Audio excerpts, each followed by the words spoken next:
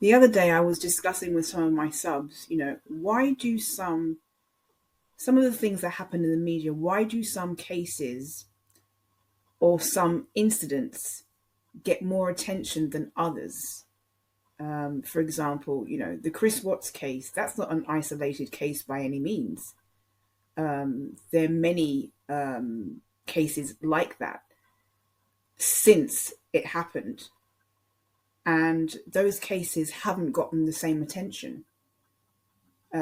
Chris Watts is not an isolated case whatsoever. This happens more often than you would think, but yet that got the attention. And I personally believe it's because of the tanks. That's just my opinion. There's other things too, but I think that that was a big part of it. And so I know I'm going to move on to this Carlee Russell. Everywhere my head turns, this woman is in my face. I go on my browser page, the media is all over this story. You know what happened, or at least you know what she said happened. And I just think to myself, why is this woman still getting all of this attention? If she was a 70-year-old pensioner, and I wrote this on another channel that was discussing this, she wouldn't be getting this kind of attention. Why is the media all over this woman still? There are so many people they could be talking about or focusing on, but this story sells because she's young and curvy and whatever.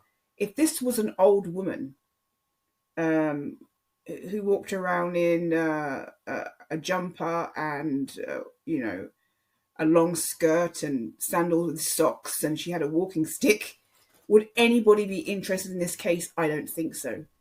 So, the media's coverage, I believe, is very, very selective. Very selective. And, then you have these glamour shots of her, all over the place, these poses and everything. And, she looks fantastic, don't get me wrong. And then you've got, just as I was looking at my computer just a minute ago, Plunder had uploaded a video on her. Another channel had uploaded a video on her. So it just seems like this story is not going to die down. And I just think there's so many women who, there's so many families of women who, we don't know where they are. And they would love to get half the coverage, even 0.25%, even 5% of the coverage that this woman is actually getting. And, I'm not going to say too much about what happened or what she claimed happened, because you can read that in the media. This is more about, the selective coverage that the media has. The media kind of, in some ways, pretends to care about everybody, but in fact, they only care about some people, and they only care about what sells. And this story sells because she's a young, attractive woman.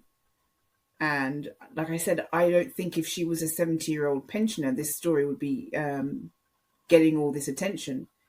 And, there's always that saying, when women, when we can't find women in the media, and we look at ethnicity, a lot of the times, brown-skinned girls, Native Americans, African Americans don't get the coverage that their white counterparts do. But in actual fact, it's not really about that so much.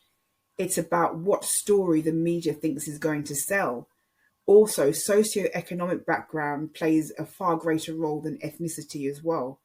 Because, when you look at the cases of the McCann case and you look at the Holloway case, Natalie Holloway, their parents, both sets of parents, were economically advantaged, upper middle class, wealthy, and that plays a big role. There is a lot of Caucasian women in the same situation that don't get the coverage because they might be from a lower socioeconomic background.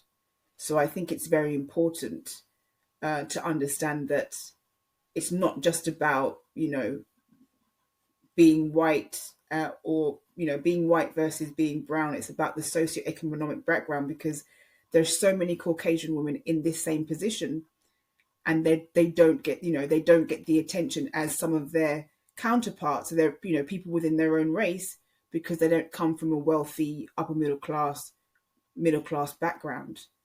And like I said, I think the media is focused on this woman because of how she looks, and I think that's very, very selective.